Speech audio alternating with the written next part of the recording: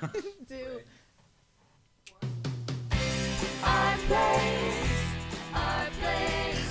where we can dream and share it. Our place, we'll find a friend to care it. We are Our Place Out Loud. I am Louise Palenker, your lovely and captivating host, here with a panel of wise and wonderful teens. We have Jake in the booth. We've got Montana. She's dancing.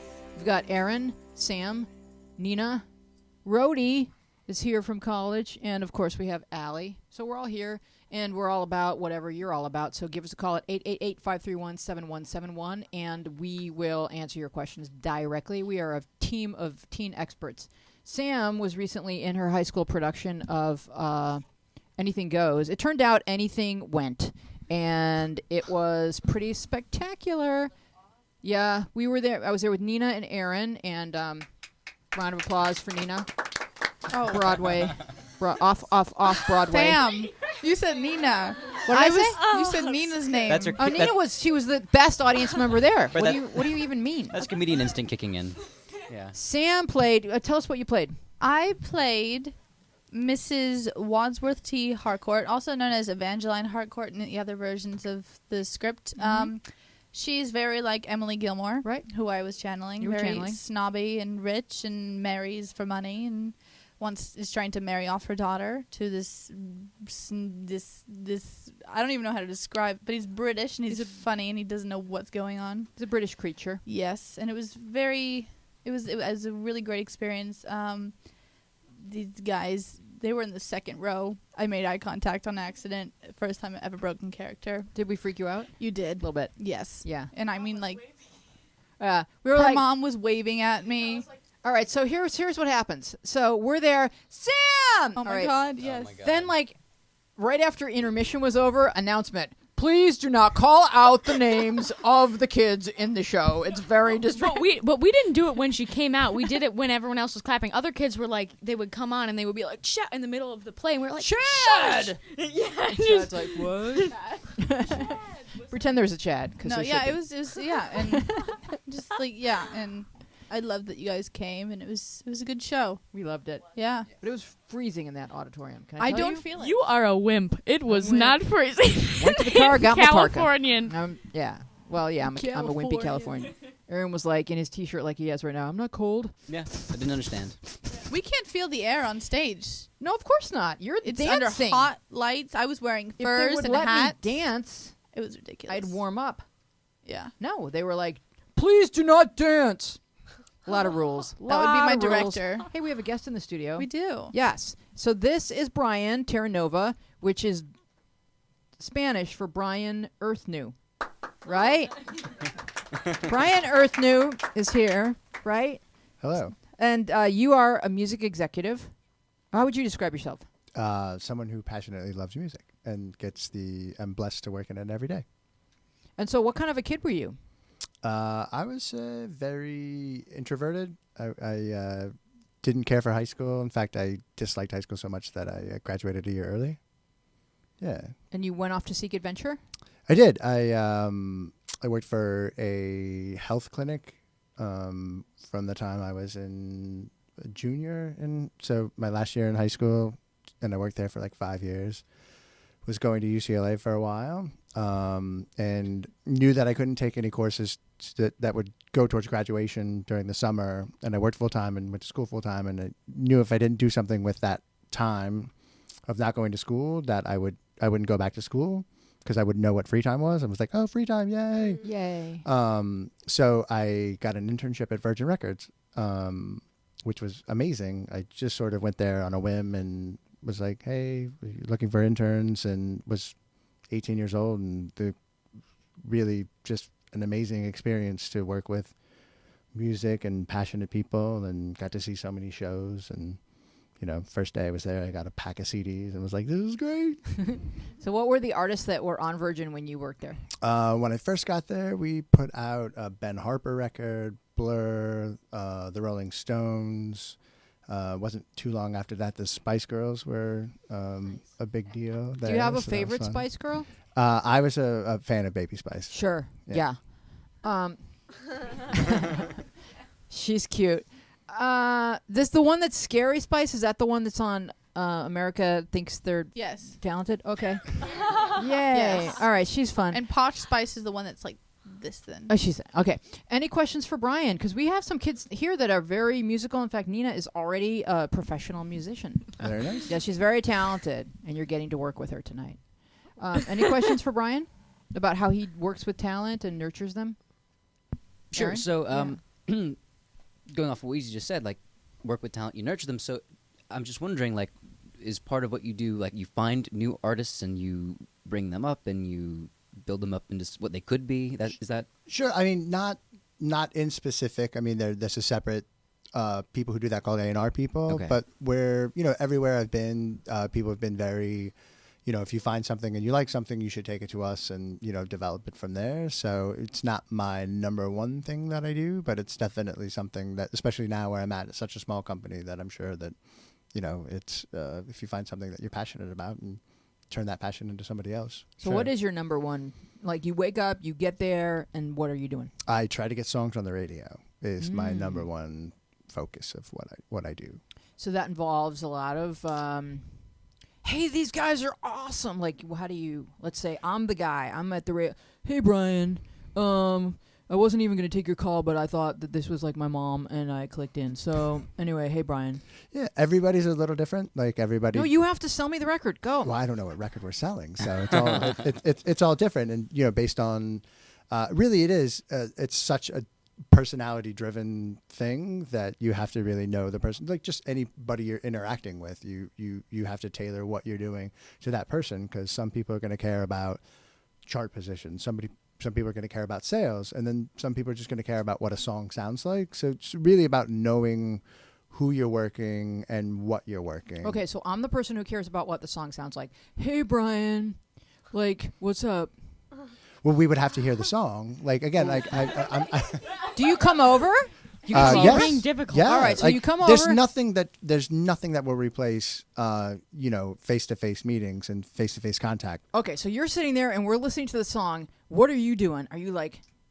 If I mean if I'm super into it, I'm a pretty easy read. Like if there's many things that I would have to work in my life that weren't my personal cup of tea, but like still had merit for whatever reason. So if there's something that I genuinely love, then yeah, I would be all about it. Like I remember screaming at the top of my lungs about Sam Smith and saying Sam Smith is going to be amazing, and so sometimes You it were works. correct. So when the music is playing, do you make eye contact with the other person? I mean, again, I guess that depends on how well my relationship is with said person or not, like to gauge their reaction. And most of the time not. I just like, you should be able to listen to something in your own, in your own space, in your own time. And then you're like, so? What'd you Did think? you like it? Did you like put it in? You gonna put it in? Yeah. Any more questions for Brian? So now you know a little bit about what he does. He's really like a music enthusiast who wants other people to be as enthusiastic about the music as he is. Go ahead, Montana. What do you think that your main advice would be to give to artists from this point of view? Because like you have like a really unique position. You like are the record company, so you know what like record companies are looking for from artists from like that sales point of view, but also in just like a listener point of view too. Sure. I mean, my personal advice for anyone would just be true to yourself. Okay, Like yeah. if somebody can tell you like, yeah, this needs to be molded to this to get, bigger across, Yeah. but like that's not always the case. And I think at the end of the day, if it's not true to what you are as a person or what you are as an artist, then it's probably going to come across that way. Yeah. Also, what's your favorite artist who's like signed to your label?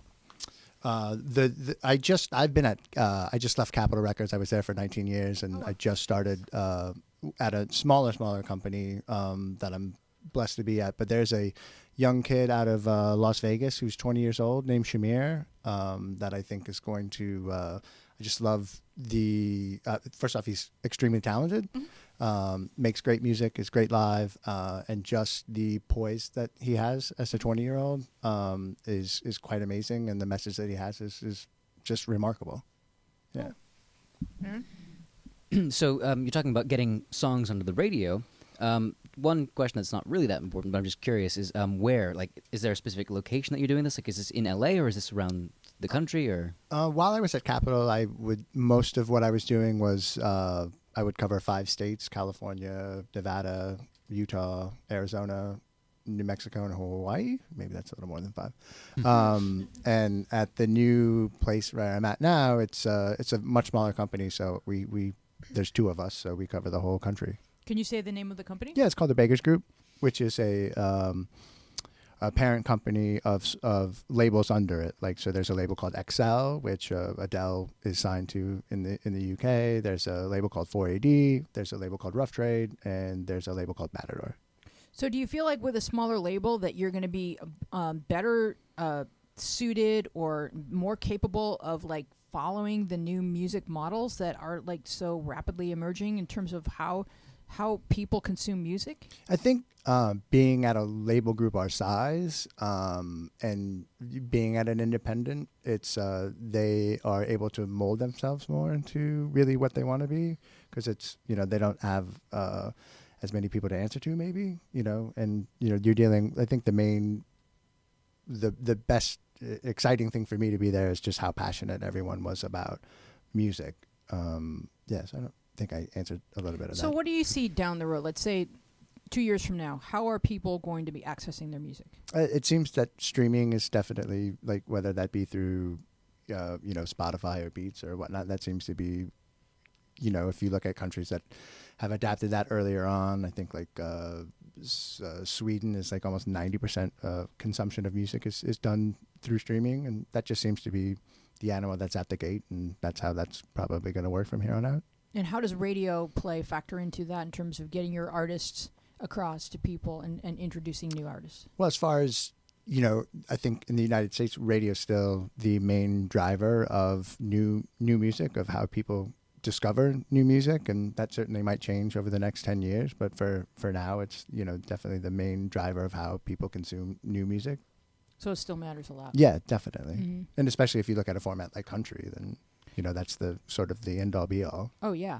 But what about when you're listening to one thing and you're told, oh, if you like this, you may also like that? Like, how much control does the label have in getting your artist placed? Like, oh, they listen to Adele, they probably will also like this. But is that all algorithms, or? Yeah, I think a lot of it is algorithms, and I think, certainly like a Beats Music, they have an editorial staff that would do that, and I don't think there's much input from labels on the editorial side of things. So you don't get to show up and say, hey, we'd like for our artists to show up more often in the shuffle of like who else to suggest if they like this or that. Yeah, I'm sure, like, bringing it up as a suggestion, like, could work.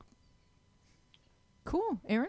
Talking about algorithms, you mentioned that like how you sell a song or an artist totally depends on who you're up against or talking with, and I'm just curious, like, do you find that it is about the music more, or is it the algorithm? As far as like for radio programmers, I would say that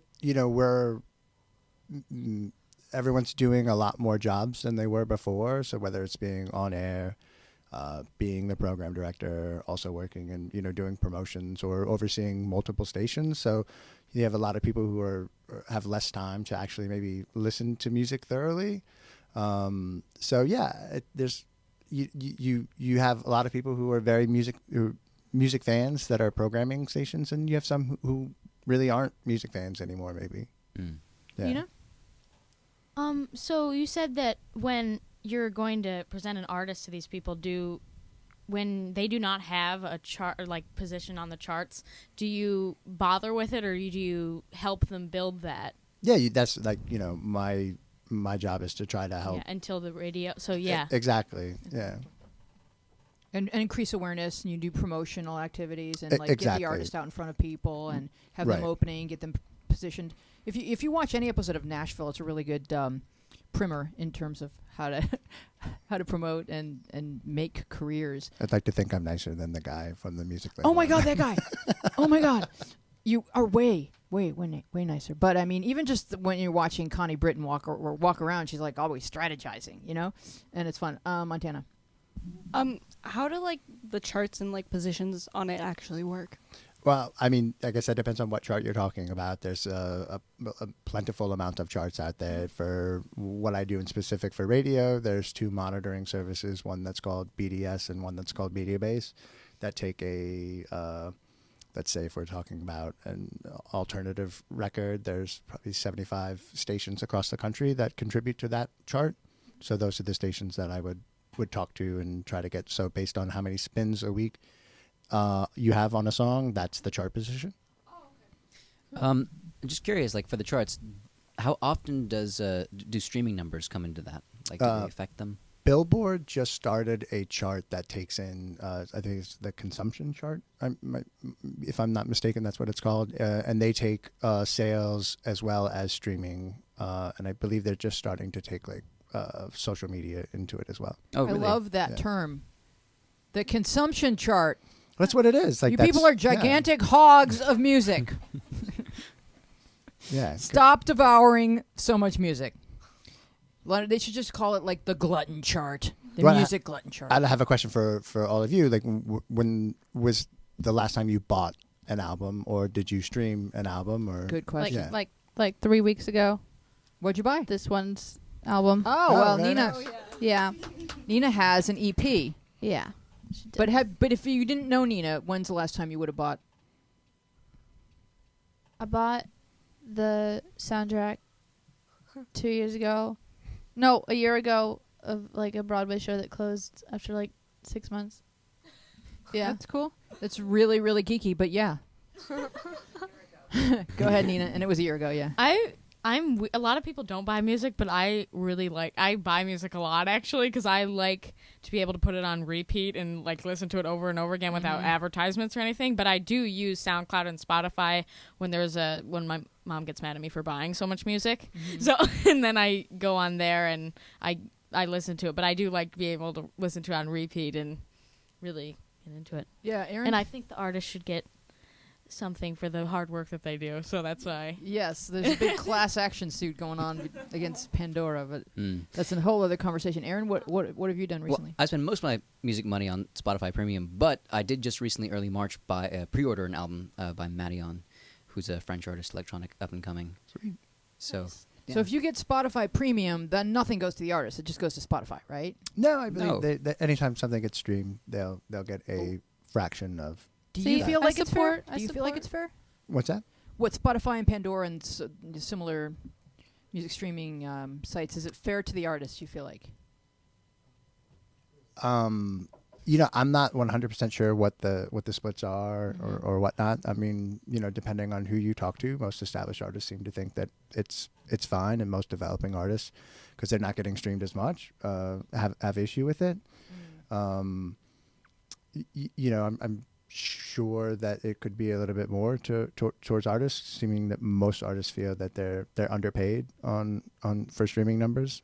But I think that's why you're seeing a lot of labels trying to not have a free Spotify. And when Apple comes out with whatever they're coming out, I believe that there won't be a free version of it. You'll have to, pay $10 a month or whatever it is for it. Aaron? so you said Apple streaming all that stuff, and I'm just curious because Beats is owned by Apple, right? Right. So and Beats has a streaming service. They do, yeah. Like, I assume it's going to be the same thing. Right. I'm not sure. Yeah. Right. Like I've always wondered, like you'd think that Apple would use that as their streaming service. but- They will. I'm Right, sure that's yeah. one of the reasons that they bought it. Again, I'm Right. So what's Right. interesting, though, is that it used to be that you had to depend upon the record store telling you how many copies they had sold and the radio station telling you whether or not they had actually played the song, which they hadn't always played the song when they claimed that they did. But now they can really I tell you what time of day they spawn it. Yeah. yeah, sure. with computers streaming music, you can accurately tell an artist how many times their song was played, even if it just came up in a Pandora mix. Right. Correct? Pandora or Spotify Mhm. or Beats would be able to say, because they for the royalties would have to say how many times people have. There's a record of that song Right. having been played in that specific house. Correct. That's just whoever thought that we'd be at this point. It's just fascinating. So let's move on and answer some questions from people, and then if we have more time for questions for Brian, we will get to them. So this first question, and I don't know if you guys can answer it, but I think Google can if you can't. FBI writes, was Guardians of the Galaxy a real comic book? Aaron! Several different comic books. Okay. Several different series. The first one got canceled pretty quickly, and then it built up steam a couple years then later on. It's never really a big comic, always a cult hit kind of. And actually some big superheroes have been a part of it, like if you've seen Captain America 2, The Winter Soldier. The Winter Soldier was actually in Guardians of the Galaxy as a major character for a long time. And Jake actually rightly said that Iron Man was also part of the Guardians of the Galaxy for a little bit. So, like, it's a real deal. It's a real comic. Sam? I just like that the username is FBI, and that's like you're supposed to know things. You are. You're supposed to be able to do a little bit better I mean, investigating. Google. If you're going to be in If the you're FBI. on the internet and you're asking. All this right, Juju question. writes, how do you deal with someone you don't like that is trying to copy who you are? It's so uncomfortable, and I can't deal with it. Nina?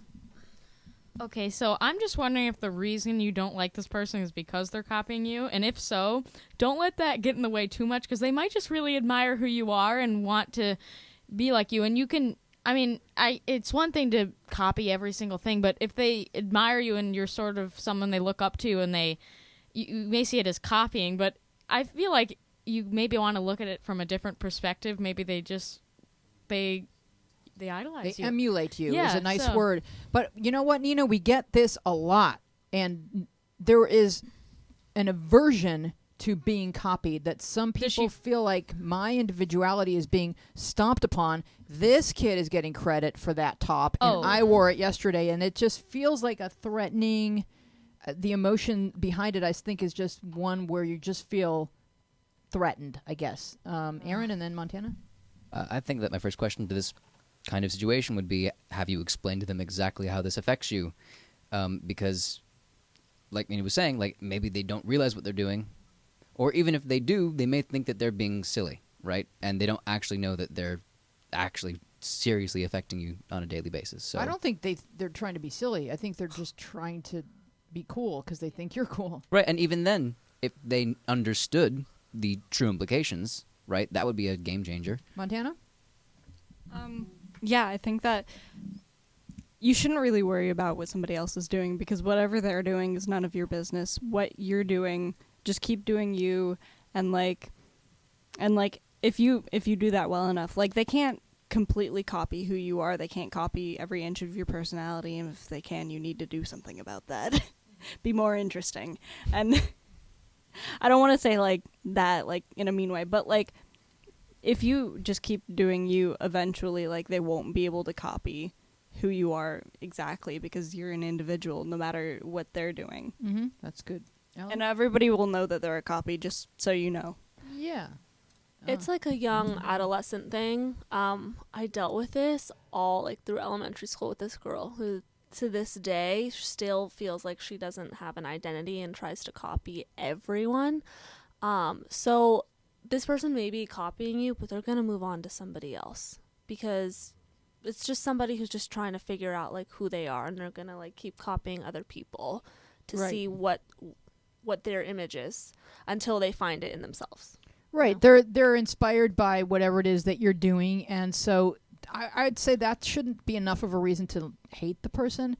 I mean, you can be like, I can't tell you how to feel. If you feel annoyed, then feel annoyed. But really, like, nobody can ever copy your essence, like not even close. So, and everyone else that isn't one of the two of you can look at the two of you and get which one is the original person. And the less petty you act about it, the actually more exemplary you are. Like, let your behavior just be above reproach. Just be kind and be flattered, because like if celebrities walked around saying she's copying me, that'd be kind of silly, right? Because celebrities are trying to be influential and have style that other people want to.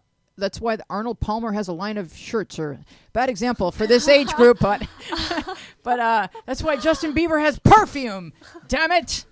So we all want to smell like the Biebs. What? Right now? Really? I want Nina's wearing the Biebs. I want to change seats. Not with me. He isn't that bad. Everybody All right. So, like a boss writes, how should I go through school without getting burned out from all of the work? So I feel like this kid is at that age, sort of like maybe sophomore, junior of high school, where it's like really, really hard to measure up to everything that your parents are saying. This is all your permanent record. Sam, I know you went through this. Going through. Even though I'm a second semester senior, I'm still. Yeah, I know. Do you still try? I do still try. Oh. Unfortunately, I have to because Don't I be take me. APs and I do take stuff. APs too. All right, so specifically burnout. Junior, senior burnout. So Can we address it? to keep yourself on an IV of espresso. Really? You're advocating drug use? Rhodey. Caffeine is. Intravenous Rhodey, you're drug you're a very high use. achiever. Find outlets for your stress. Closer to the mic, please, honey. The good way is to find outlets for your stress, like take up exercise or a hobby or something that you can do like intermittently as breaks. That's just really stress relieving and calming. And make Sudoku. sure that you keep up with that, even if you feel like you should be working. Yeah, I mean, you can like work for 45 minutes and play for 15 minutes like every let's go to the phone real quick, Montana, and then we'll come to you. Hello. Hello. Hello, Jordan. How are you? Good. How are you? Once again, you're not Skyping in because I feel like it's my fault this week. So Justin was working on my TiVo, and he should have been working on the Skype. You still have TiVo. TiVo is my bae. Okay? You're So- so basic. Do not. You're so basic. It's not basic. It's the best controller in the world. You can feel the different buttons It in has the dark. the best noises though. You can turn Yeah, the it noises does. off too. No, don't turn off the noises. Bing That's bong. the best point. Bing bong. Bing bong. Ba-doop, All right. ba-doop, Anyway, ba-doop. long story, but Perfect when somebody's sleeping. and it's not anything that. Why are Justin and Jake having a sub convo? Oh, you're talking about equipment. All right. Well, you're making me feel like something's wrong.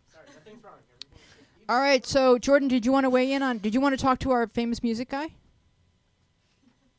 Oh God, you put it on the Sure. spot. Do you have any questions? He knows a lot of celebrities. Do you want to ask him who he knows? Like he may even know. does he know? Do you know Bieber? I have not met Okay. the Biebs. Good for So you. whose like? Do you know Adele? I have not met Adele. Okay. So impress us. Like whose number is in your phone? Go. Whose number is in your phone? Go, Brian. His mom. I can tell you some of the artists that I've worked with before. Okay, cool, yeah, cool. Sure. Yeah. Like He's not off. He's not. Katy Perry. Katy Perry. I worked with, like I said, just finished with Sam Smith. Yeah, those would be the two big ones for the last year, That's cool. Can we call Sam? What time? We'd wake him up, right? probably. No, we're not going to call him. I'm teasing you. So, Jordan, are you impressed that Brian knows Katy Perry and Sam Smith? Mm-hmm. And how's your week going, Jordan? We started rehearsals for the show I'm in. Ooh, what are you playing? It's The Legend of Robin Hood. Right. I'm an old woman. Okay. So you don't have to wear tights. That's good, right? Nope. Nope. And do you have any good lines? What are your lines? You always tell us your lines. Well, I don't have them with me right now. All right. They're kind of all the way on the other side of the house in my car. That's okay. Are they old Englandy? Not mine. Oh, okay. All right. Well, come back with your lines next week, and hopefully we'll have you on Skype next week. Okay, hon? Okay. All right. We'll talk to you next week. Okay. All right. Bye-bye. Bye. So, my don't know, I guess that's the screen name, writes, I'm a girl. My best friend came out as pansexual to me, and that got me thinking. I know I'm not straight. I thought that I was bi, so I came out to her. Shortly after, she asked me out, and I said yes. But I'm not comfortable having a girlfriend. I'm bisexual, but not bi-romantic. I don't want to break up with her because we're supposed to be best friends. But I don't want to be in a relationship with another girl. Neither of us have come out to our parents, so I'm scared they'll find out. And she keeps posting things on Facebook about us and calling me pet names and complimenting me. I appreciate it, but it makes me feel really awkward and I don't know what to do. Do I break up with her or just wait to see if this passes? If I do break up with her, what should I say? Please help. Ooh, hands up. Montana, I know it's your turn to talk. Yeah, I don't think you can wait till this just passes because relationships don't just pass if you don't talk about them. Then they just get weird. That's the problem with relationships. You can't just ignore them. That sucks, doesn't it? The thing about relationships is you need to tell the other person what's going on, and it's perfectly fine if you're like bisexual but not biromantic, but you need to tell her what's going on because even if you were like best friends and just friends before this, her liking you already kind of ruined that. So don't feel bad like, oh, I'm gonna ruin this, because like everybody's like it not to say that it was ruined already, but like things get complicated, and they're bound to get complicated. But if you're really like best friends, you can fix it, and it's not going to be that much of a problem. And also, don't agree to things just to go along to get along. Don't, like, especially not relationships. That's a thing that I find like high school, middle school kids do a lot, and it never ends good. right. And so now, like, look what happened. You said, okay, we're dating. So the next thing you know, there's like pet names on Facebook and stuff, and you haven't even come out and stuff. Like, put things in the correct order, and you get to decide. And you Erin? should be excited about it also. That's like when you have a relationship, that's the part that why you're in it. Yes. Good point, Aaron. Spock once said, "It's never more important. It's never more important to be honest than in dealings of the heart," which I think is very applicable in this moment. Basically, you cannot lie about how you feel about this person because they're not lying to you, and there's an imbalance here, and it's going to completely ruin your life. Like, it's going, if not yours, then hers, and you don't want that either way. So, because it's still your friend, you care about her. And just the passivity of just saying, well, maybe this will pass. Right. That's Your life is going to get a lot more tricky. right. Because that's a lie of omission, and that's still an action that you're taking. Not to mention, there's this whole extra layer of the fact that, I don't know, it sounds like she's probably one of the only people who knows that you even aren't straight, right? So this is not the right time, and apparently it's not the right person, and this needs to get dealt with today. Riley? What is the definition of biromantic, by the way? I think it means you could be in love with men and women, but like, what does she say? She's bisexual, but no. Oh, she's maybe she would have sex with the girl, but she wouldn't be in love with the girl. Yeah, there's like this whole, it's like somebody showed it to me, and it's like this Tumblr thing, and it's like a switchboard.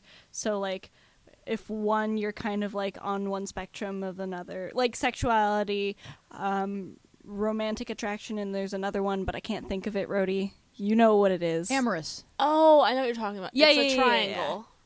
Is it a triangle? I thought it was like a light switchboard.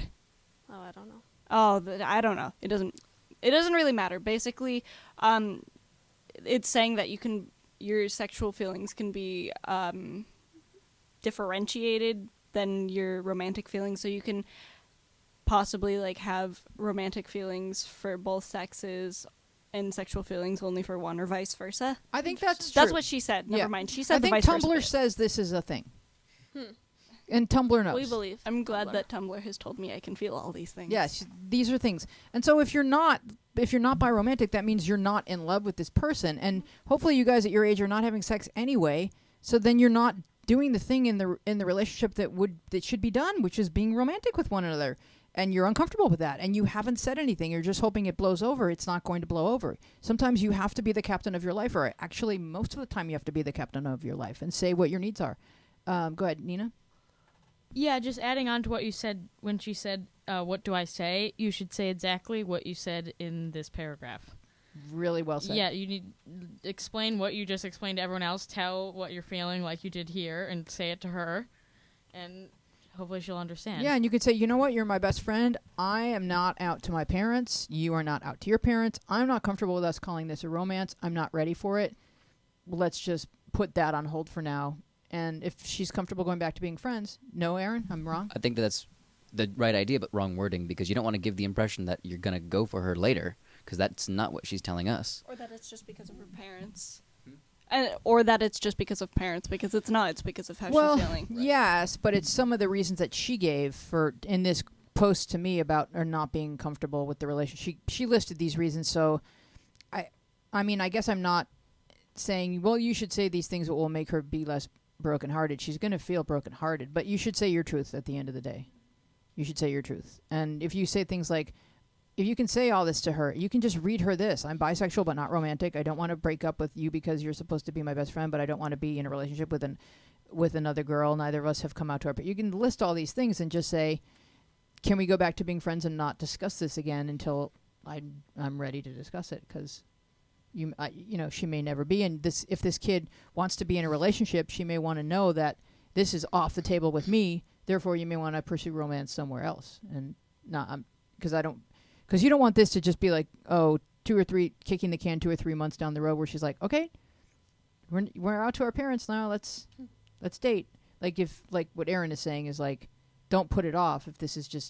If you're not going to ever want to date this girl and she's just your best girlfriend, then tell her what she is to you so that she can proceed accordingly. But yeah, that's our advice to you. So Anonymous writes, okay, so I'm HIV positive. If under medication, would I just have a normal life? I always did safe sex, but unfortunately had a mouth sore and contracted through that from my positive boyfriend. I'm a girl and 19. Of course, sex would change if I did it with other people. Of course, it's normal to worry, and I feel like people treat being positive as being the end of the world. But I just don't see it as such. As long as you're on medication, you can live a long life. Even if I don't live long, I know this sounds morbid, but I don't think dying at an early age is that bad. Life to me is just rather doing the same stuff over and over again, and life is just life. People have problems and issues. I mean, to me, there is no meaning to life. Life is whatever you want to do. There are so many other diseases which people have which are worse. I plan on never having kids and only would adopt if I choose to have kids. It's just that I treat HIV is not that big of a deal to me as long as I'm getting treatment. I don't plan on telling anyone besides future sexual partners, but in everyday life, I won't tell anyone because people will judge, of course. She didn't really ask a question, but I just thought that we had not received a question before from anyone who was HIV positive, and and a lot has changed in the last 5 to 10 years regarding HIV, and I think a lot of what she says is true. I just don't like to hear her having such a sort of fatalistic outlook on life. Aaron? Well, first of all, I kind of disagree. I think that her outlook on life is sort of not so bad. I mean, I think that what she's saying is that people see it as this horrible, dark, gloomy thing, and she's like, but, worse things happen to other people. I'm kind of okay with this. The world isn't all sunshine and roses, but I'm happy going along myself. It's fine. And people make a big deal about it, and I don't get why. And that, I think, is overall not so bad for her. I think that that's a pretty good attitude. But regarding everything else she says, can I have a normal life, whatever, I'm just going to say this so we don't, none of us are qualified to talk about that. I think you have a good attitude. Brian is. He's a certified HIV counselor. There we go. We got one person in the room then. Yeah. In that case, we have one person in the room, and I will leave it to him. Brian? Certainly not an expert, but the advances that they're doing in HIV research and HIV care, just every year gets more and more. It is treating like a chronic illness rather than a death sentence or anything like that. And just it's exciting to watch how much more development is going on year after year after year. I think there was just with HIV and with other things as well, like Vice on HBO did a great series on curing cancer that could ultimately, cure other things like that as well. So I think we're living in an exciting time. And to this young lady, I would just say that, you can live a normal life, for sure. I think the recommendation now is just to take medicine right away rather than, wait till a disease progresses or anything like that. But I agree with you that I do think that there's aspects in her question where she feels all right with herself, and I truly hope that's how she feels. And I get why you wouldn't maybe necessarily, especially if at such a young age, want to tell other people about it because they might not be able to to deal with that themselves. So. But yeah, I think overall she's going to be all right. I think she should keep it to herself, except for sexual partners. I agree with that. But the part that I didn't like was her saying that life is not really a big deal and there's no real meaning to life, because it almost feels like she's saying, well, if I don't live a long life, fine. Then that's an excuse not to try. Sure. And I would say I might not want to tell other people about it, but I would definitely find a group of people who were in a very similar situation and realize how definitely normal their lives continue to be, and also even to maybe find a great doctor. What kind of medication are you taking? What other ways can I help stay healthy for as long as possible? So I would definitely ask that she Google and try to find a support group in her area of like-minded people. Then I think she might be blown away by how just how normal she feels. That's really good advice. Anybody else? Jake? He's moving over here. He'll get here eventually. Come on, Jake. Hi, Just Montana. take up the space. Okay. I just wanted to defend her point of view for a second, because I honestly think the whole like there's no meaning to life thing can either be 100% like you're depressed or you're like a very positive view, and there's two different ways to take that. And like I personally think there's absolutely no meaning to life. Like we're just here because of random dice rolls made us exist, but that doesn't mean not to enjoy it. So like you can take it either way, and as long as you're taking this in a positive way, that'll not only make it easier to deal with your illness, but also still let you enjoy life. I think that's a very positive outlook. I think that's a positive outlook for like most people, because we treat life way more valuable than it is, even though it is all we have, really. And it's kind of like a Buddhist mentality in a way. And if Austin were here, he would blow you all away with something fancy sounding. But I'll be here for now. Well, I actually do not believe in accidents, and I believe that life is more powerful and meaningful than we can even know in our earthly form, and that. I will yell at you after the show. Okay, and Jake will yell at me after the show. And Rhodey. I think it's totally fine to have either viewpoint as Yeah. long as that makes you happy and makes you live like the best life you see possible. Okay. And like I think both of those can work for people for totally valid reasons on either front. And it's not really anyone's place to like judge someone else for having a different viewpoint as long as they can like coexist happily with those views.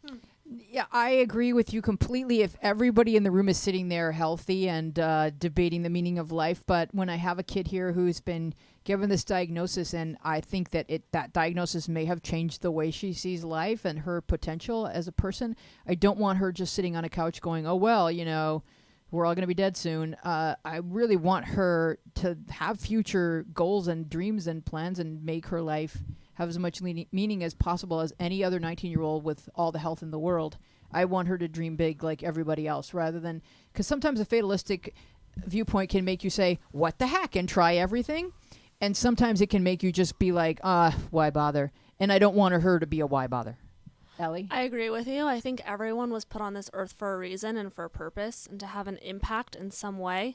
And just because you don't know what that is right now doesn't mean that you're not ever going to figure it out.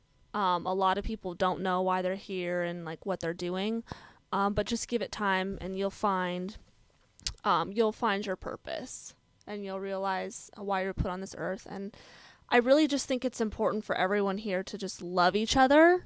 And when you give love and receive love back, it's an amazing experience. I agree. Very well said.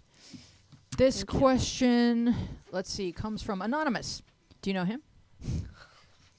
Hey, I was wondering if I could get some advice. I'm looking to lose a little weight before summer comes. I'm not trying to obsess or anything. I'm just trying to become a little more fit in time for summer. Does anyone have any advice? I'm up for any suggestions. Thank you. Aaron? Well, there's a difference between getting fit and losing weight. There's a major difference there. One, like getting fit, that's great. That's like, yeah, let's like, you know, get healthy and in shape and toned, whatever else. But then there's getting thinner, which is a completely different. Occasionally there's overlap, but they sometimes have nothing to do with each other. So what is she actually asking? That's what I'm curious about. I think that she's like trying to lose weight. With the overlap. I mean, well, I think she's probably saying the question that you ask when people start to think about swimsuits and picture themselves in one, and it's not about healthy, it's about am I going to look okay in a swimsuit, Nina? Yeah, losing weight and getting fit are due because a lot of times even when you get fit, you gain weight. Yeah, because muscle weighs more than fat. And I don't know how she pictures, he or she pictures him or herself in a bikini or a shirtless and pants, but losing weight and I agree with them. It's different things, but eat healthy and work out. Yeah, because it is two different things, Aaron. But if you think about health, and then you're gonna like maybe make healthier food choices and do healthier things with your body, then you'll get both results. Like, right? If I was doing that, I wouldn't really. Like, I wouldn't get thinner or whatever. But because you're already kind of at your ideal weight. Right. So Montana? I think he or she is probably, like, when people say lose weight for, like, summer, they don't actually mean lose weight. They mean like lose fat and gain muscle. So I think that's just the standard of like what he or she is talking about. And I don't know how to do that. I don't exercise, but you should. Don't be like me. Don't Again, be like never Montana. be like me. I sit on the couch all Montana's day. book is called "Don't Be Like Me." Actually, if I wrote a book, eat healthy. That does actually a lot because, like, I know when I don't eat healthy, like, I just feel awful, and I get extra flub, and I'm just like, I hate life. Sam? So Let's let Sam talk because I want to get to Thread Theater before we. My suggestions: drink lots of more water. Water's always good. The first, the first, like 5 to whatever pounds you lose is water weight. More water, healthier choices, and you can still have like pizza. I mean, this is like the only day of the week I'm allowed to eat pizza, but it's all about just portion control and everything like that. And if like I've been doing this lately, juice your vegetables, eat your fruits, because if you juice your fruits, it's all sugar. So just Interesting. yeah. Could have had a V8. I was going to say that actually. And the Put darker that- the vegetable, the better. Put that on a T-shirt for me, Allie. I was just going to say portion control. I don't believe in 3 meals a day. I believe in like 6 tiny meals to keep your metabolism good. going crazy. Yeah. Also, when it comes to working out, like refraining from getting bored, hiking and swimming, and even like if you have a backyard, do sprints, because I've learned that sprints are a full body workout and just tone everything. Sprints, baby. Yeah. Is it okay if we go on to Thread Theater? All right, so this one I thought would be good for Brian. And sometimes we just take like a conversation that was going on in the app and we just kind of act it out. So starting with Montana, Thread Theater, I called the decline of music, ? And I know your weakness writes the first comment. God, that screen name. Has music gotten worse or better over time? James? It really does depend on your personal taste. When answering this question, many people will just think about the biggest artists now compared to years ago. The fact is, we have thousands of artists to choose from and have access to because of the internet. Many of these artists will never make it big, but may make brilliant music all the same. The best thing is, we get to enjoy all of the good, old, and new alike. Meh. Worse, way worse. If our society continues culturally and artistically progressing, quotes, in the way of reality TV, Kanye West, and the selfie stick, then I sure hope that we face a societal collapse or something of that measure as soon as possible. Wow. Space Ghost? Worse, absolutely worse. Music lacks a creative flair, sounds the same, and all sounds overly processed. There are only a few creative, talented, and unique modern artists now. This is why I mostly listen to music from the early 2000s and below. No, I don't agree at all. Green Splat. Who wants to read it? Allie or Rhodey? You get to pick. Okay, I'll do it. Worse. So much worse. Lyrics are all the same. It's always about sex, objectifying women, drugs, and violence. Second, just about every artist today has crashed and burned because they get too much money and think they can get away with anything.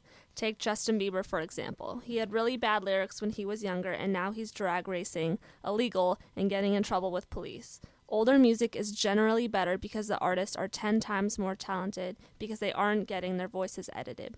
Take the actual song on like YouTube or something and then watch the live concert. They don't sound at all like the same people.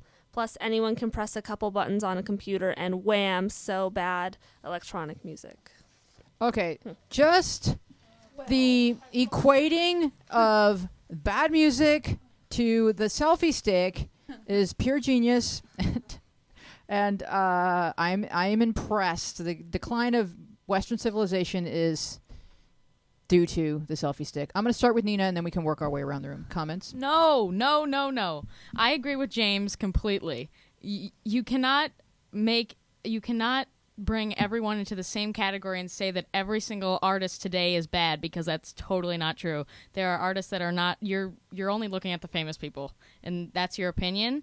Also, you do not know what goes on behind the scenes with Justin Bieber, so you actually can't say that. But I'm sorry, I'm getting defensive, but like, I totally agree with James. It's personal taste, first of all, and you can't put everyone in the same category.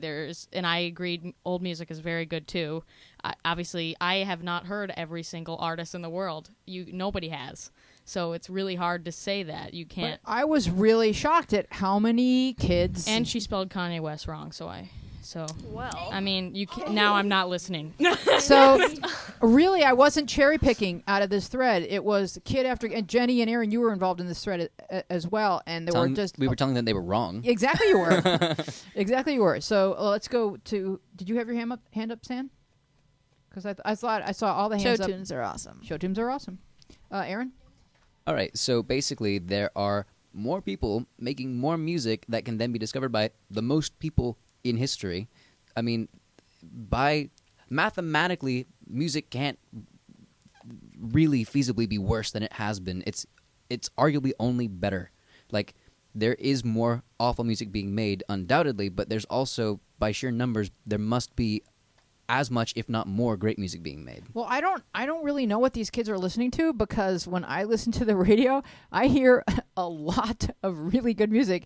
And when I watch the Grammy Awards every year, I'm just like, oh my God, there's so many good people. Personal taste. Isn't it interesting that like these kids at this age are so like jaded? Have kids always been jaded? Maybe they always have. Montana? I think a lot of it is just like exactly what you said. I completely agree with James because he has a super moderated view, and he's like, yeah, it depends on your personal taste, and a lot of it is just like time difference and aspects and stuff. And these kids are just like, they're looking at a very small part of what represents they've been music exposed to. in the really like in the media that's like super publicized and stuff, Right. and stuff that they don't like about that, and just cherry picking from that. I actually like Kanye West. I like a lot of reality TV, and I was in New York and I saw 4 people with a selfie stick. Dang. And they look like they're having a lot of fun. But I think the reason... Does he? Obama was the Ooh. first That's- president to use a selfie stick. Oh my gosh! He needs to be on a stamp. I love that. With a selfie stick. Yes! Jake. Wait, sorry. Oh, yeah, go ahead. And then make your way over here while she talks. Okay, so basically, I think the reason that they're saying all of this is, first of all, old music, we've had so much time to, like, reflect on it and, like, look back. If you look at old music, there's tons of terrible old music. Poison, sorry.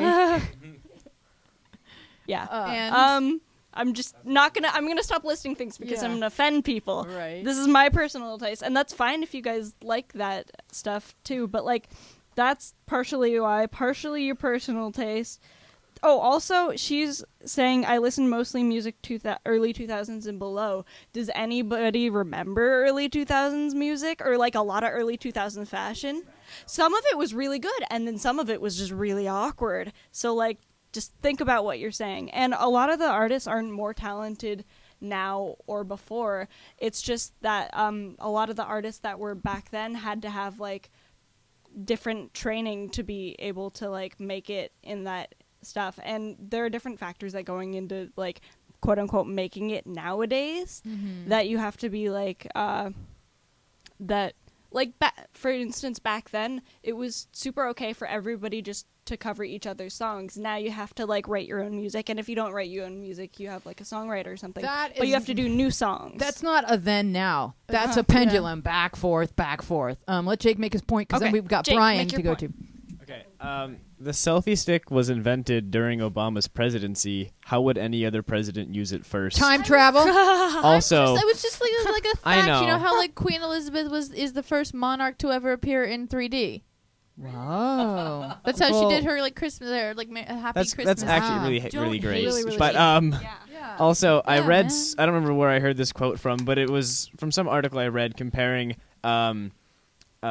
reality TV show is like the American Empire's gladiatory like event Yeah. where like it's just people tearing each other apart for our own amusement. But it's not real. And it signals neither were really well But gladiator there's was pretty writers. real, You but- watch the credits. There are writers. I know, but like the point being that it's signaling the collapse of the American Yes. Empire. Well, That's my point. We knew that.